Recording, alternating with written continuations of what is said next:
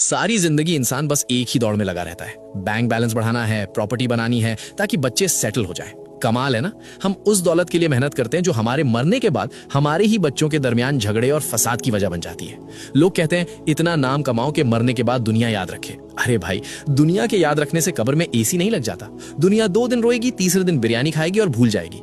असली इन्वेस्टमेंट वो नहीं जो बैंक में पड़ा है, बल्कि वो है जो आपके जाने के बाद भी आपके खाते में करेंसी यानी नेकियां भेजता रहे। अब जरा हकीकत सुनिए और गौर फरमाइए।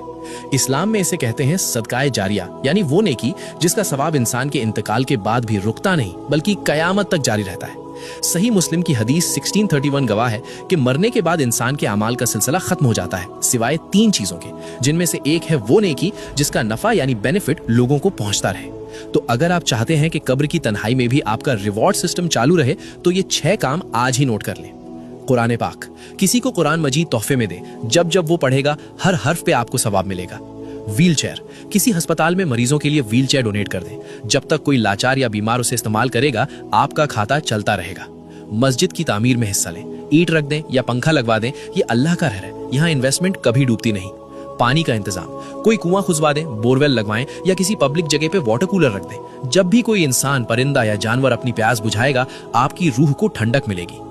दरख्त, एक पौधा लगा दें। जब भी कोई उसके साए में बैठेगा या उसका फल खाएगा वो आपके लिए सदका बन जाएगा।